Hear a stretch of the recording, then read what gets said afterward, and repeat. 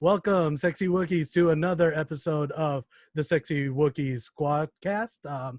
Today we're doing chapters 11 through 16. I'm Sexy Leader. Sexy one. Sexy two.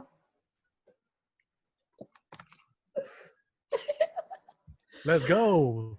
Can you tell we're professionals? Because we definitely are. Super professional. Yeah, most professionally produced squadcast in all of the internet. Exactly. That's why I'm using, just on paper with a bunch of different colors on it. Not that you can see through there, but I have like 3 different colors. Color-coded. That's so organized. You No, totally not color-coded. I those keep to- losing my pens. Just grab that first Okay, one. never. I take it back. I take it all back. I have pens scattered around the house, so it's usually just whichever one's in closest reach. Are you guys ready? Yes. All right, so this first question, I haven't seen Tsuulo in forever, and if I mess this up, please leave a comment in the comment section laughing at me, call me out, that's fine. But so for chapter 11, do you guys think that L3 is part of the droid gacha? Yes. I'm going to leave a comment in the comment section right now. I just feel like, God damn it. To be honest, I also haven't seen Solo in a while. So I can't remember if the droid gacha is ever named in this whole uprising. But the way that this is going, I would have to say yes. I think she's involved. I just remember she was all about like freedom and everything, and I was like, I don't remember them saying anything, so I'm gonna ask the opinions of my fellow Sexy Wookiees, see what y'all think. Yeah, I think it's widespread. I think it's across the galaxy. I think that there are droids all over the place that are in on this, and she would be one of them. What do you think, Ronald? Yeah, I think maybe if she, prior to L3 meeting Lando, maybe. Did L3 get reprogrammed? Do we know that? But if I were to put L3 part of the Qi'ra, then probably yes. Nice. All right. Definitely. Ready for our next one? Yeah. So, would you guys have done anything differently when contacting the engineer, or would you have done exactly what Qi'ra did? You mean like when they opened up the comm link with the way she handled it? No, I think she handled it very professionally, rolled with it, tried to match tone to tone. Like that, that's the key to negotiation. And she did a good job. Yeah, I didn't know what to expect. To be honest, when she first opened it, I thought it was a recorded message. So when she responded to it and she was like, greetings, I was like, why is she talking to it? And then I realized, oh, it's open communication. Oops, my bad. So I'm glad she did, because I wouldn't have. I'd just sat there and been like, why isn't it talking? I don't know. I would have had like, she handled it, like you said, professionally. I think I would have to go with the thinker on this one, because it seems like, these past chapters, like, it seems like Qi'ra's doing most of the planning, and she's really, she's got it she's got it. So I think the way they handled to communicate with the engineer, I mean, there's no other way I could have thought of it. Good question. But yeah, there's no other way, I think. Like, Nice. Yeah, I agree. I like the way she handled it. Even though I think it would have been fun to see Han's just kind of quick-witted answers, I'm glad that she was the one who was in charge of that, just being very professional, poised. I do like that he did jump in when she wasn't sure what to say. So both of them had a part to play in it, and it was clear that the engineer had her eyes on them, so she kind of already knew their dynamic already and how each of them handled situations. So it was good that not just one of them did the talking, they both did.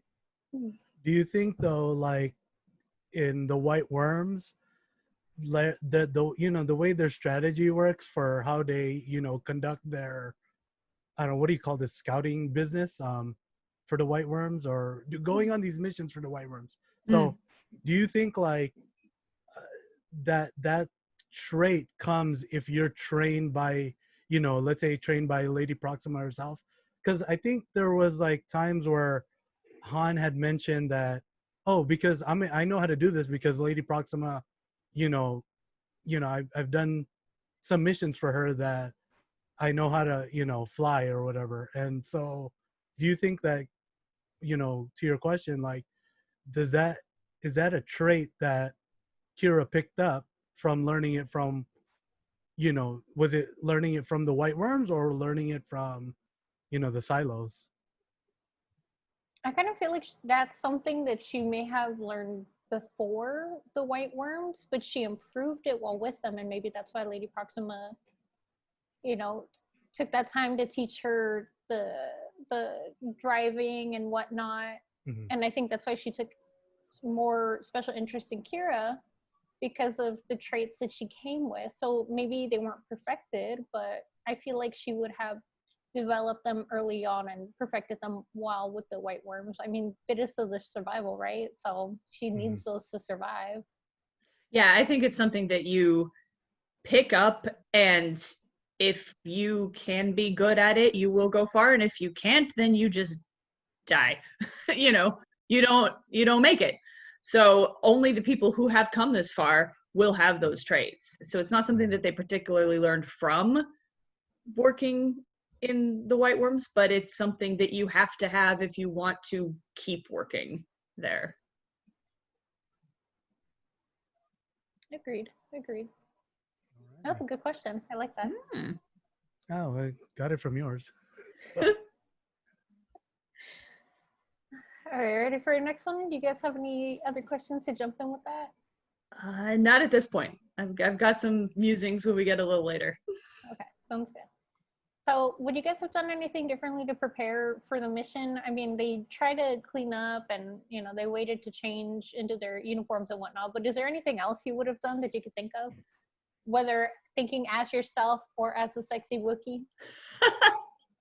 It's hard to say because it was kept, I think, intentionally vague what these items were and what the characters knew about the place they were going, to where as a reader it's kind of nice because I'm like, oh, I don't know what to expect here, like how are they going to handle this?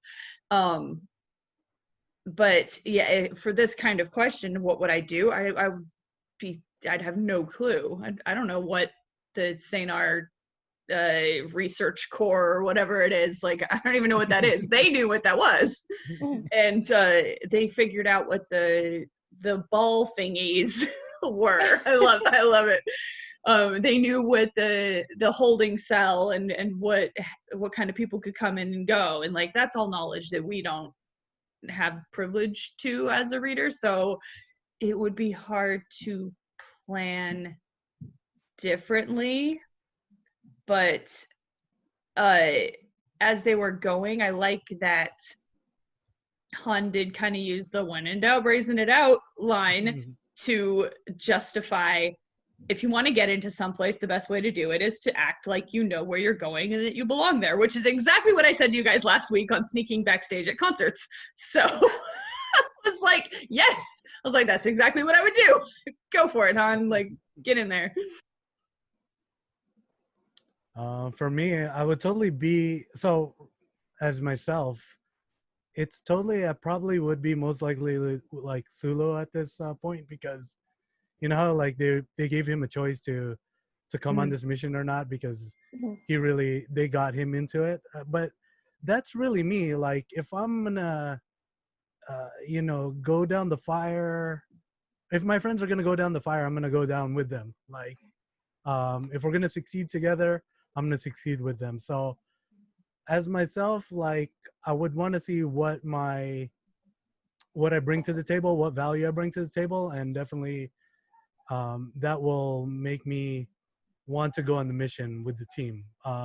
If it were Relix, on the other hand, I think Relix is really exactly almost like Tsuulo, where he has all the gadgets he needs to go on this mission, and he's going leap of faith. I'm going regardless, just for the adventure, I think. So I would probably myself, Ronald, go on the adventure as well.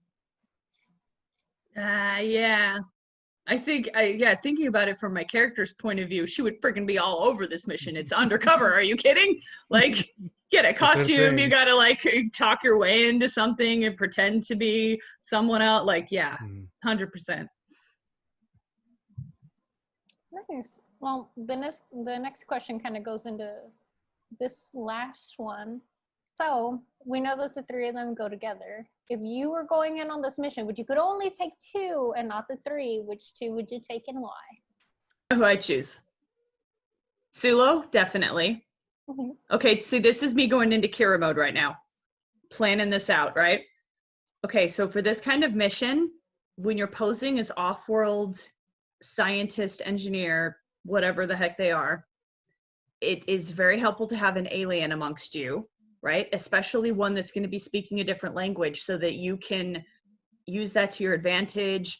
They can't really tell what he's saying. He could sound very official. He could look to be any age, any level of professionality, this kind of stuff. If you know you're dealing with Corsac or Imperials that are most likely human, and you know that between Han and Qi'ra, you both look pretty young, so it's going to be hard to pass for serious scientists, definitely bring the alien, because humans aren't going to be able to tell how old this Rodian is. They're not going to know what he's saying. So that you've got a huge advantage there. Plus he's your tech guy, right? You need to get code, whatever. He's got that data pad. Brilliant. Yes, he's on the team. Go. I think Han's a liability in this case. I know every time we've had this question, I've said Team Han, like me and him all the way. But I just don't know if he would have the level of professionalism to pull off this kind of undercover work. So, yeah, I think it would be me, Qi'ra, Tsuulo. Boom. That's really interesting. That's my team. What What you got, Ron? I wrap my head around this one, but definitely you want to take all three of them with you, but you can't. You can't. Definitely Tsuulo, because I need the tech guy. And then I thought about it with Han and Qi'ra.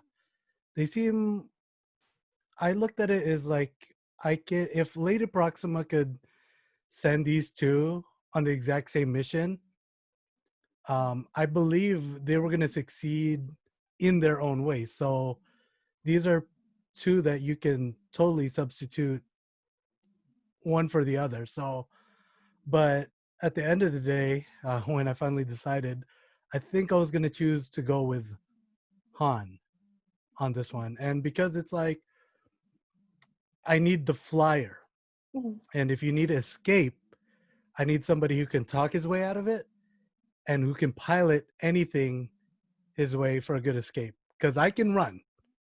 I'm not going to let my team down, but I can definitely run. So, yeah, I need the tech guy and the guy who can actually pilot, but also he plans out too. So I'll take it because to me, he's a jack of all trades. So Han and Tsuulo for me. Okay. That's really interesting. For me, I wanted Tsuulo on my team, but then I remembered that the Imperials are just kind of racist towards aliens. So I was like, I don't want to stand out too much having a Rodian with me. I want to blend in. And since I'm a mix of Han and Qi'ra's personalities, I feel like if I have them on my team, I could balance them out. And I feel like we wouldn't stand out as much. As awesome as it would be to have him, like Megan said, the language they're not going to understand, and then he's a tech guy.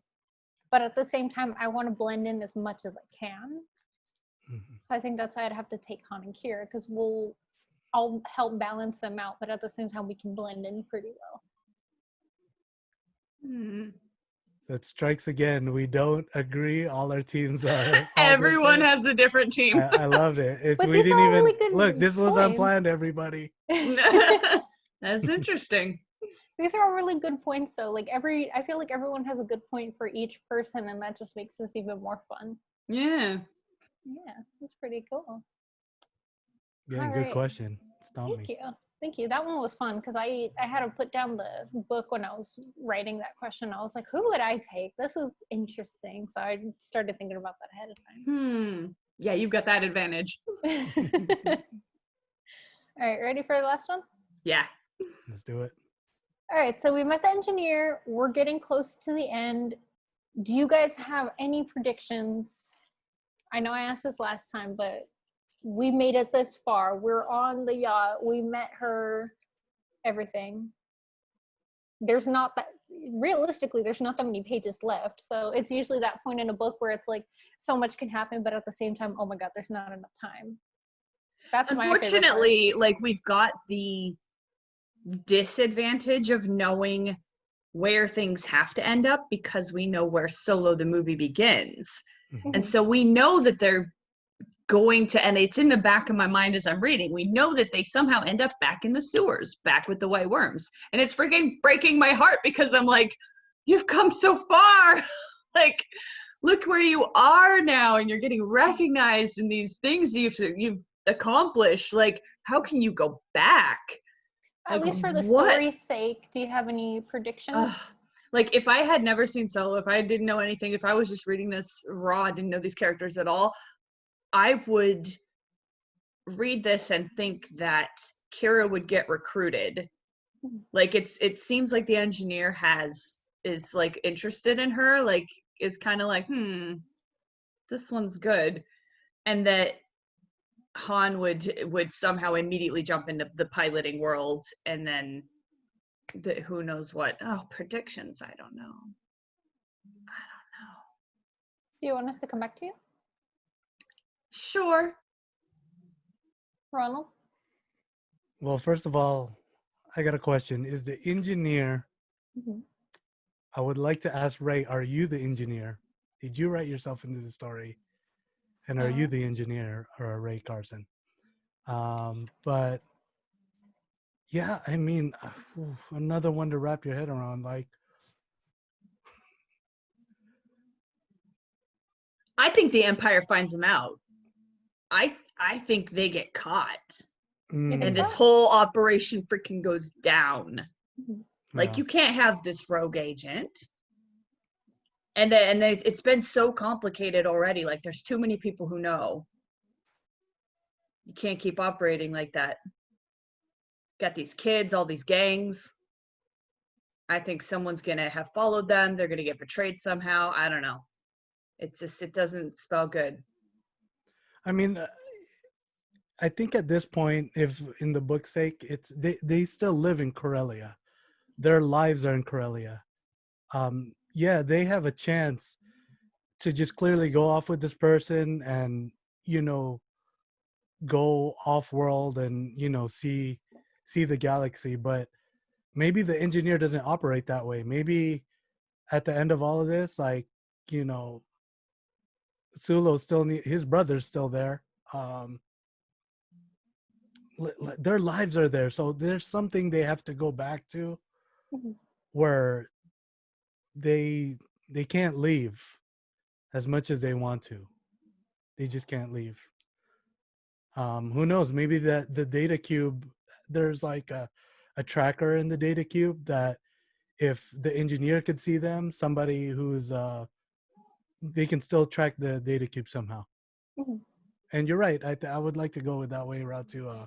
Megan, is just that they get traced somehow by the Imperials. Good guess. Imperials or the droids. Like, what if Tool betrays them? Like, what if for the brief period that the droid Gatra had their hands on the cube, they had somehow corrupted it and placed a tracker on it, and they hunt them down? Like, I mean, I don't know. I feel like if you had this engineer operating under the Empire's nose and doing these things, the galaxy would have gone a lot differently. I think something's gonna happen to her. She's gonna get shut down. And I like her. I was like reading and I'm like, oh, luxury yacht. She's wearing a slinky gown, drinking her wine. I was like, this is my girl's girl. Like, I was like, I like her. and I just, I got a bad feeling about this to put it in a Star Warsism. I feel like there's going to be some kind of betrayal because one, it's Star Wars. Two, I know that they've had it rough, but I don't think they've had it rough enough because they're still. They've been so lucky. Yeah. I feel like there's going to be some kind of betrayal. I don't think it's going to be the engineer. I don't think she would risk herself and her crew. I mean, think about it. She wanted her friend back. So I don't think she would risk it. I feel like someone within her crew might be like a double spy or something for the Empire. He might betray them, or something's gonna happen. You know, maybe something even as crazy as Tsuulo. What if he gets an offer from the Empire to betray them all? And I don't remember seeing him in Solo. So what if? Shoot, I would never see that coming. If Tsuulo's the traitor, holy moly, it would freaking blow my mind. Oh no.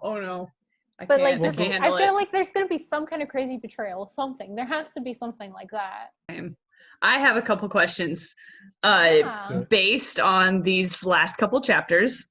Okay, whose heart ripped out of their chest when they were reading about the speeder exploding as they were flying away and they're looking down and their beloved, like, that's gotten them through so many scraps is just like down there on the ground, right?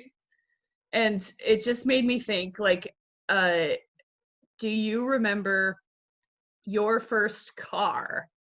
And did you have a sort of like connection with your first car? Like you named it and you had adventures together. And then do you remember losing that first car? Like when you had to sell it or junk it or whatever? The second you said that, my heart literally shattered in a million pieces because my first car, it belonged to my mom, and then she gave it to me because it was cheaper to just drive a car across the country for school than to just get a totally new one, even if it was used.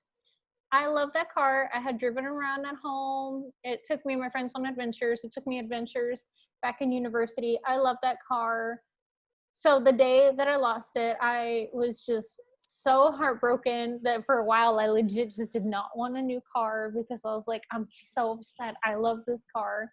And it was just really tragic because I got into a car accident because there was black ice on the road. This is Pennsylvania, so, snow and ice. So, crashed the car, and then because it was an older model, not even that old, it was a 2003. The insurance was like, we don't want to pay the extra, like, whatever 100. It's not worth it. So we're just going to deem it totaled. And I was like, no, my car. I was so upset because I love that car. It was such a cool car. Mom, I'm sorry, but I really enjoyed drifting in it. It was very good for drifting. I'm just kidding. It was a good car. I loved it. I didn't have a name for it. I just called it my baby. My baby? That was the name? I just called it my baby. I didn't really have a name for it. Okay. Kind of like, those people that name their dogs baby because they just love it so much they can't even think of a real name. Just baby. I can't remember if I named my first car, but I'm gonna go back. This is way back for the young ones who watch this right now. But we like her. My first car, Mazda, had like a contract with like the drivetrain of my car, and then it was in partnership. You know how like some cars, they have the exact same body, but just kind of like the engine's different kind of thing. So it had like a partnership with a Mercury Tracer. So the equivalent of the Mercury Tracer was a Ford Escort was my first one. And it was 1992. It was my aunt's, and you know, in high school, everyone needed to drive in high school, and that was one of the more, you know, I'm more of the late. I was the youngest one in my class, let's just say. So kind of like I was always last to drive, last to, you know, get, you know, last to to from 15 to 16 kind of thing. So yeah, I drove that car, and the first year was all fine, but after that, it was just always in the you know, the mechanic shop kind of thing. And Mm-hmm. but here's the thing, it was always in the shop, and you know, it cost a lot of money to you know, to fix this car, but I learned a lot um of ways like why cars did things that they did. And then I also learned how to, you know, change my own oil with this car. Like I learned how to change like coolant. So, you know, the basic maintenance. I couldn't do like engine work with it. So once the engine went out, like I didn't have that car no more. But, you know, to the next car after that, like I was able to say, oh, this problem's not that. Like I know it's Yeah, it definitely taught like you it just needs it. things. Yeah. So the first car, like, yeah, Yeah. that's what it had meaning for. Like first it did, yes, it did get me around. But it helped me understand, like, you know, oh, even to change a tire. The first time I ever had to change a tire on my own, I didn't call like, you know, a mechanic or anything, or an aide for a company to come out and, you know, fix the tire for me. I had to fix the tire myself. Like, Mm-hmm. so I learned a lot with that car. I just couldn't remember the name, but it was a 1992 blue, deep blue, dark blue Ford Escort. I remember. Nice. My first one was a Honda Civic. At the time, I was obsessed because this was in high school. Was when the prequel started coming out. I was obsessed with that Naboo starship, that the silver one that Queen Amidala has, her yacht thing. Oh my gosh, freaking gorgeous! So for short, I wanted to name my car after it. So for short, my car's name was just Naboo. And so everybody, like, nobody ever said your car. They would just be like, oh, you know, can you bring Naboo and help me move this and that thing. And I had Star Wars action figures glued to the dash front and back. It was the most hideous. And like, I'm cheap. Like, a car is utilitarian. It gets you from here to there. Every accident I got in, every time I smashed in the door to where you couldn't open it, it just stayed that way. Like, never got it fixed up. Like, nothing. It was so hideous. Mm-hmm. I'm surprised it still went. But I drove that thing like crazy. Like, I have fan fictions about me in that car in the post-apocalyptic world, and like how she just kept me going. And like when I finally had to scrap her because like the Terminators got us or whatever, I would wear like the emblem as a necklace. Like that was my car. Yes. And I dumped thousands of dollars trying to keep her running until she just wouldn't anymore. And it was my second car that had the worst goodbye story that reminded me of their speeder blowing up. Because my second car I had for years and years and years. That one was named Mildred because it was like an old lady car. And I bought it from an old lady. I've been in? Yes, probably. Oh yeah, God, it was. So when that one died, it was at my mechanic shop, and they said your insurance is it counts as junk. The part that you need to get is worth less than the car is at this point. So there's just no point. And so I said, okay, I'm going to call the tow truck to take her to the scrap. You know, they'll pay you $100 or whatever to take her for parts. And so it was just me and the mechanic standing there, and the tow truck backed in and put her up on the ramp. And I, you know, it was like I wanted to hear like solemn, like choral, like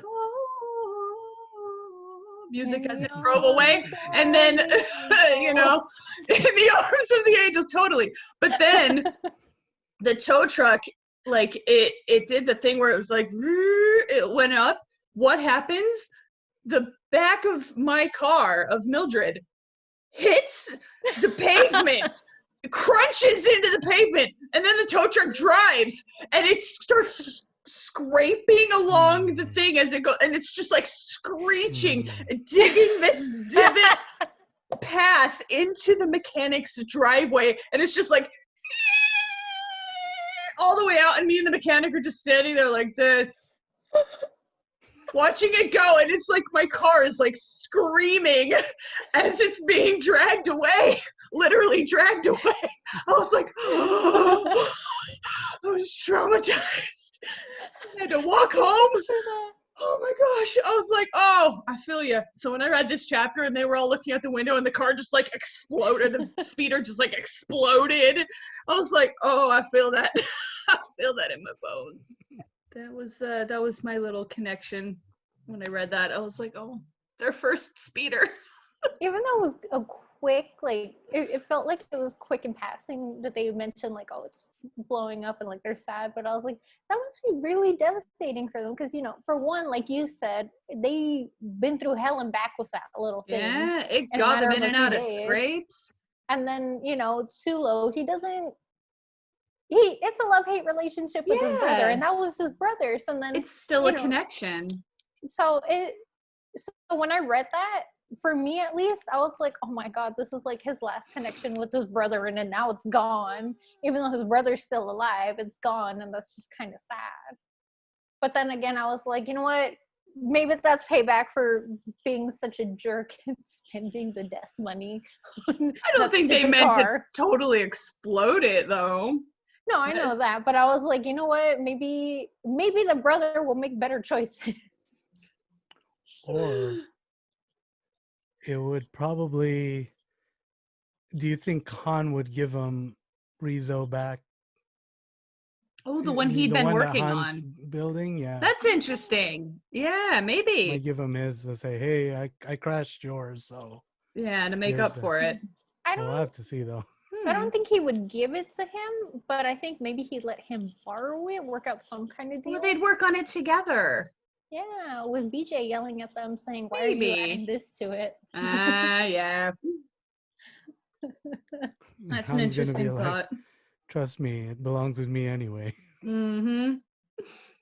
And then if I may, to follow that up, right after that scene, we get this great introspection from all of them on like this first time leaving the planet and like seeing it just get smaller and smaller, like this world that was everything they ever knew, this like dirty little world of sewers and certain spots, now it's like a speck, and then the entire planet becomes a speck, and then the first time through hyperspace, I loved seeing it through their eyes.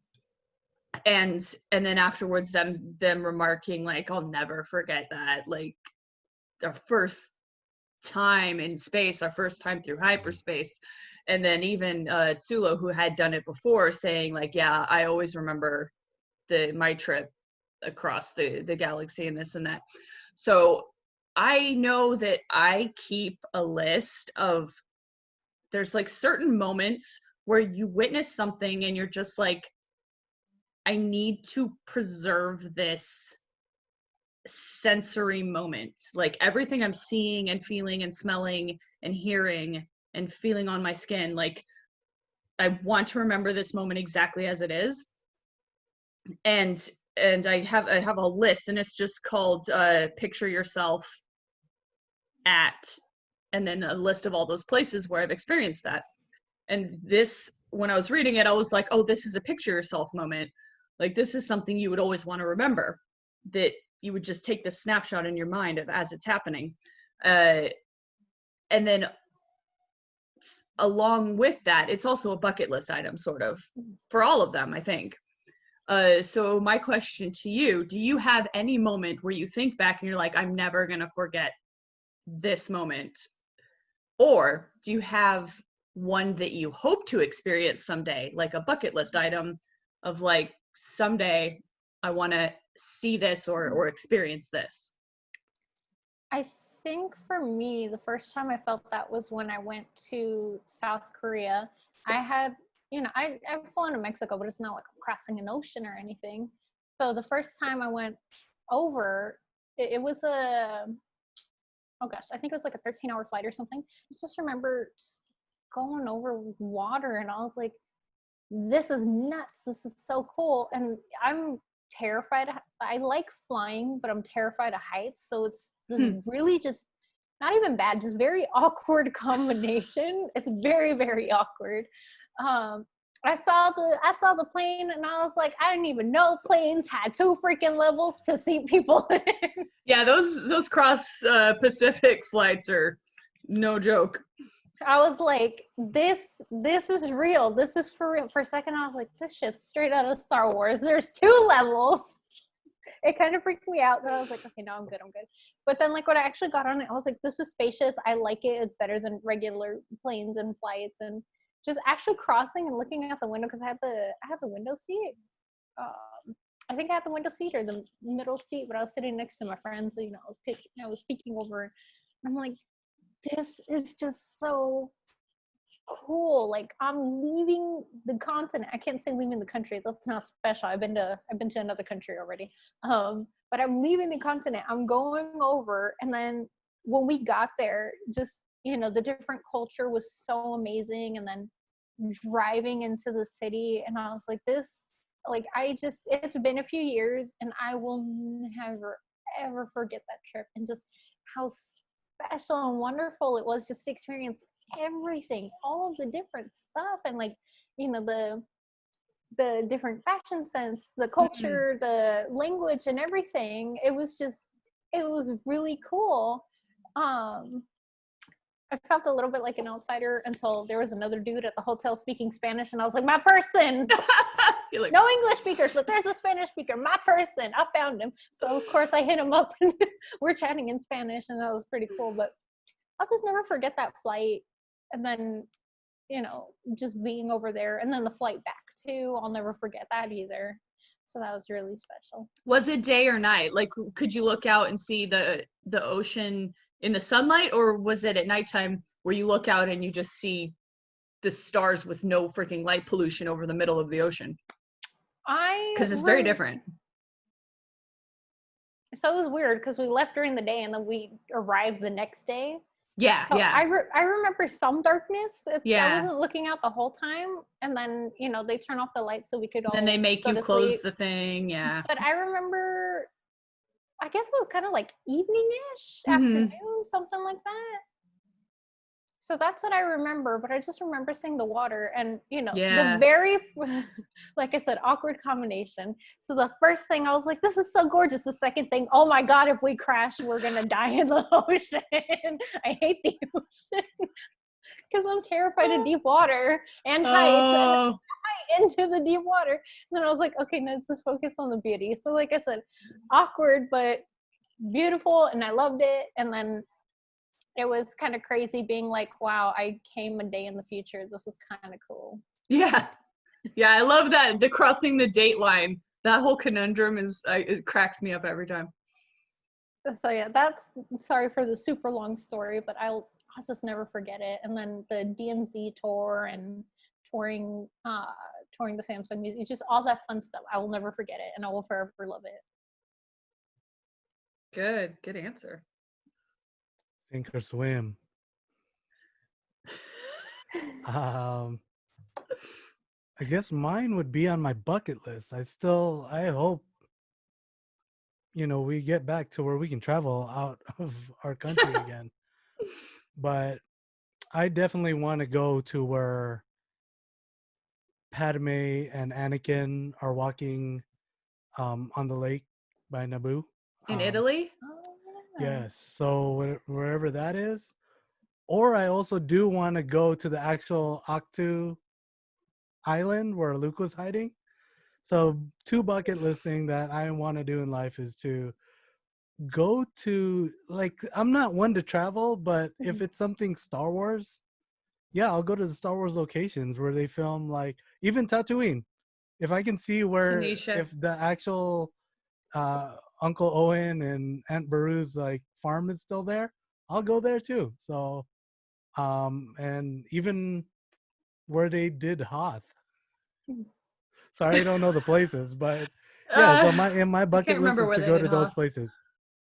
That'd be really cool. That'd be really is fun. to check out like Star Wars, and so hopefully I can make an adventure with it. I don't like going alone, so hopefully I'll be able to go with somebody I'll who's go never with you seen those to places. Skellig Michael because I want to go in Yes. costume. I'm dying to go in God. costume. Oh man, Good costume would be freaking cool. luck. I had a boat booked out to it and they canceled the morning of. Oh man, I'll make multiple appointments until I go. That's fine. I was like, I'll make friend, multiple visits. That's fine. hey, please just take me out. It was my birthday. On my birthday, Aw. I was in the little fishing town that is the one place that you can take the boat out to Skellig Michael, and I was ready to go. And they were like, it's too windy. We're not going to go today. On my birthday. Oh man. So I guess I the three of us need to never go went. try again. So we'll have to do it. Yeah, well, Sexy Wookie time. Let's go. Let's Nice. do it. And if We you got to need a go buddy in for Italy- costume as our characters. I'm Awesome, going as definitely. Rae. Sorry. Don't you dare! Come on. I have to. I'll take a change can of clothing. just- That's okay. We can I'll say take Meena's pictures and post. posing as Rae. Yeah. Impersonating her. That's Wait, great. what if Rae is there and she sees you two and she's like, "What the hell are these people?" Like, holy moons! Holy moons. Okay, wait, look, can we talk about that? I love the phrase holy moons. I love that we got the word, I wrote it down, mechanophobic. Because that was a good one. that was great because I never really knew what to call it, because actually one of the characters I invented, like my pilot character for Legion, is I always said like speciesist against droids, because me personally, Megan, like is terrible with technology. Technology hates me. I am not good at it. Nothing ever works for me. It's the worst. And so I was like, I want to incorporate that into my character. And so I was like, I'm just gonna have her friggin' hate droids. Like she just doesn't want to have anything to do with them. And I never knew what to call it. And so I was like, oh, mechanophobic. That's brilliant. So I'm so glad that she made that up. And I know what it's called now. So I like that. I So- like holy moons. For people who don't know who we're talking about with like Mey-Gon, Meena, and Relix, go to our Instagram and check out some of the art, or even check out Tumblr. I think we have it on Tumblr and Twitter. Check out the art that Megan's been making, and you'll be able to see some the characters that are being drawn, and that's who we're talking about. So Yeah, and stay tuned. tuned.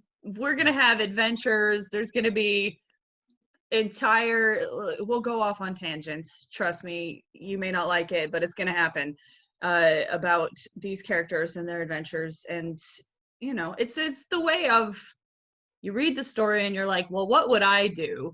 And instead of saying what would I do, let's actually have characters that can jump in and do these things. So yeah, that's what it's gonna be. She just writes so well. Like I can't stop saying that. Just the story, the flow, everything is just so well done.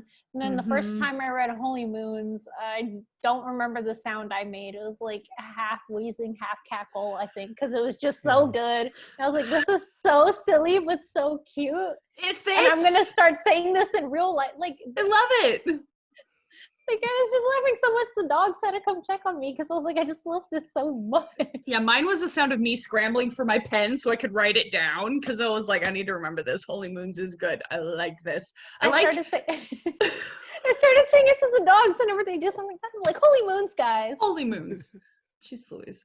And I like that it's really starting to come into tangibleness now, this attraction between Han and Qi'ra.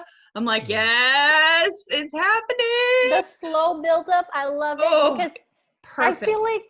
I feel like some people would have just been like, oh, immediate attraction, but I love how there was the build up. There was a build up to it, and little by little they're like, you know what, I noticed this more, or I like this, and I'm like, I like the little build up. It makes so much sense. It's so natural. Oh yeah. Super well done. Yeah. I like it. We got to keep an eye on this one, Rae. We gotta see what other books she's written and have them on the book club feature reading list. I'm impressed, I will say. Yeah. Rue. Oh yeah. Qi'ra. What did you think of Qi'ra's character and her just are all Wookiees good pilots? I love his name, his Rue, because then Rue. I immediately think of Winnie the Pooh. And I think of that, I think of, little Rue, and I'm like, God, so cute. I just want to hug him because of his name. And then when they said how he went to go hug the other two people, I'm like, oh, my heart. Wookiee hugs are the best. Yes. Yes, I am glad. I mean, how did we not bring this up before? There's a Wookiee. Yeah. There's a Wookiee in this story now. So excited. Yeah, that was a good addition. I love to see Han interacting with Wookiees. I liked it. I think I laughed out loud when it all kind of finally clicked in my mind what the ball thingies were, and that Qi'ra had figured out how to make them work with the plan, because I was like, oh, like even the engineer knew that this Wookiee was not going to go along with this, like, willingly, was not going to play along and would have to be knocked out. So she sent this gas. Oh, it was so good. I was like, yeah, I don't think he'd cooperate, would he? Yeah, you got to take him by force. It made me wonder what the breathers were for, because I thought, like, when the moment, like, the arthropod breather, I'm thinking, oh, the Jedi breathers, like, so that Like they can breathe underwater. underwater? Yeah. Would they need to go in a long period of swimming kind of thing? Not that, yeah. No, it was for the It was, gas. the gas. So Very, very clever. Yeah, once it started playing out, I was like, I see. Okay, that's funny. Yeah, even the engineer didn't trust her guy to, like, go with them willingly. But I mean, it took like five individuals to get Rue out of, like, they had to Onto get him the on the gurney gurney. and then, like, roll it out. Yep, Taking that was this good. thing. Sorry. I just wish that was in it. Classic. As far as Han, we've been wanting to see Han learn how to fly. Did you think just watching? So the funny thing about it is, like, okay, there's Force users or even Jedi who can touch an item and then eventually learn that type of power. Do you think with Han, he's just good at picking up and just watching how people pilot, and that makes him, or were those just tips and tricks he was trying to get from other pilots? Because being his first, like, if that was his first time in space, it seemed like he was trying to learn as much as he could. Yeah, well, that's what he's interested in, and so to watch somebody do something that you yourself are fascinated by, you're gonna try to absorb it. As somebody once said to me when I was in a similar situation, they said, you just absorb it like a sponge.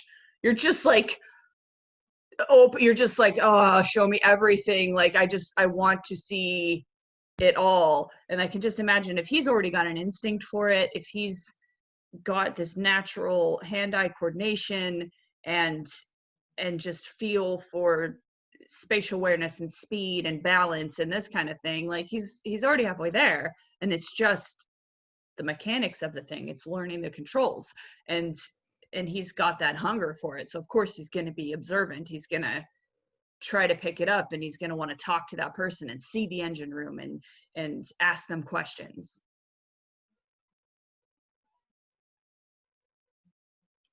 He kind of struck me as like a visual learner, and I'm also a visual learner. So the fact that, like you said, he has the instinct, and I think top that with he thinks on the top of his head.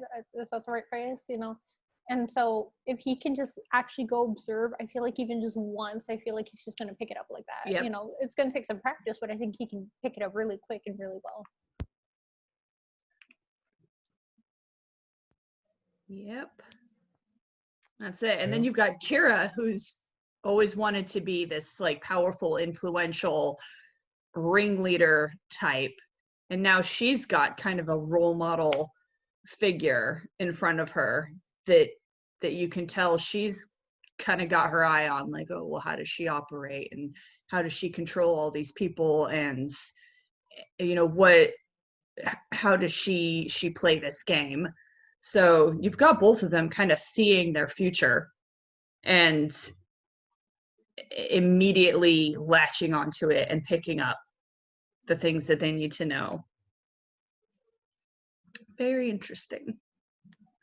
Oh man, here you go. Here's my final question. Oh, you got one.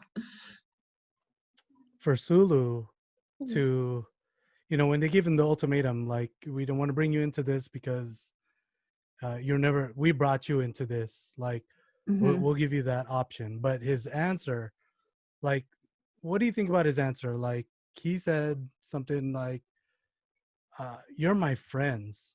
And it seems like for the other two, they're still trying to get with the concept of, you know, trust. Remember, we said this, I don't know if it was the first episode or second episode, but that trust that's building up between these three.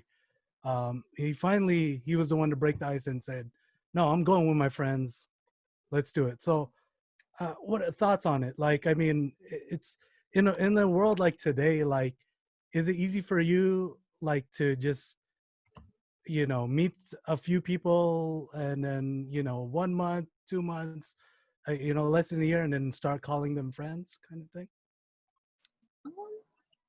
I thought it was really sweet the way he was the first one to say friends, because Han and Qi'ra are so stubborn. I don't think either of them would have admitted it without some kind of push. So the fact that he just trusts them so much to, one, go into this dangerous thing with them, and then two, to be like, friends, we're friends.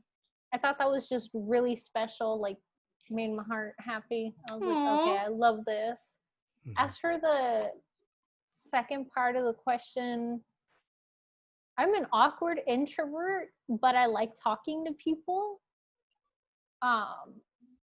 So I feel like I make acquaintances easily, but when it comes to friends, it takes longer to build up to that trust. Maybe not necessarily like Han and Qi'ra, but it does take a while just to be like, okay, are we actually friends, or do we just talk once in a while? Like, what's going on with this?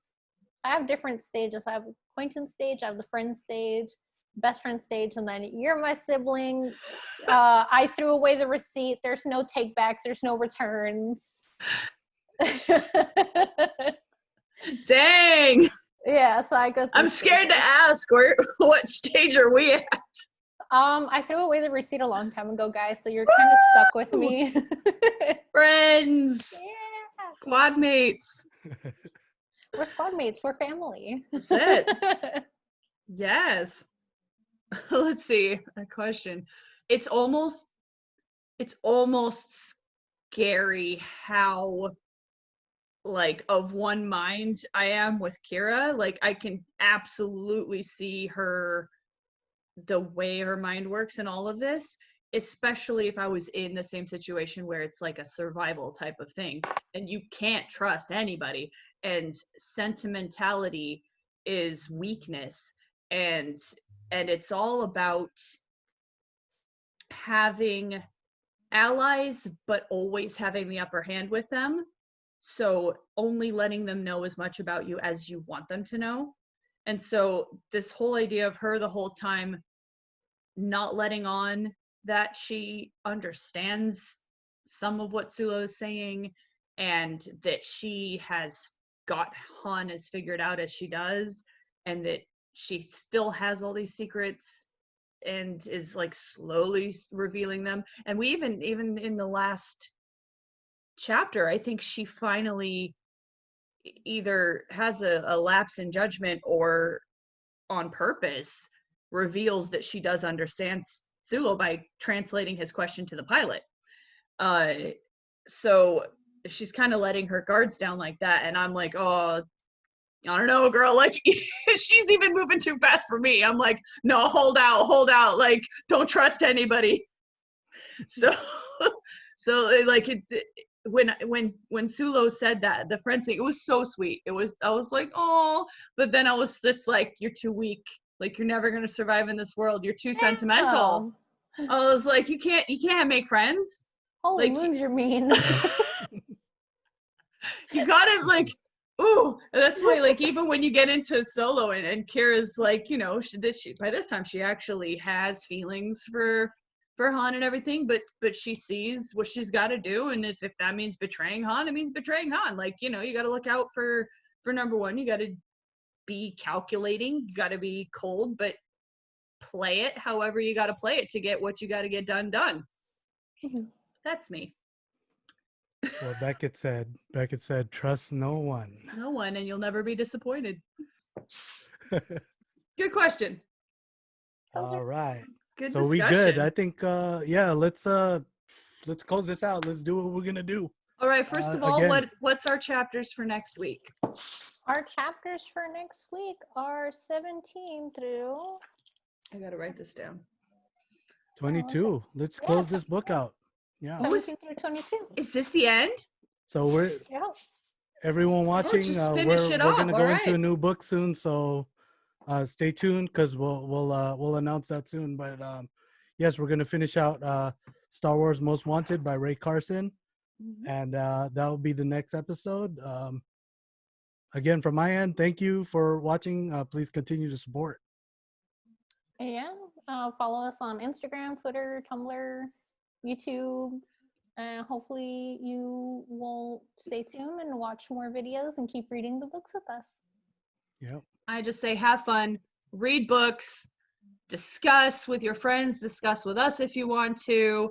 Just find what you love, get into it, get imaginative, get creative, and lose yourself in these other worlds. That's all I want. So thanks, guys. Sexy Wookiees out. Sexy Wookiees. Wookiees. Love it.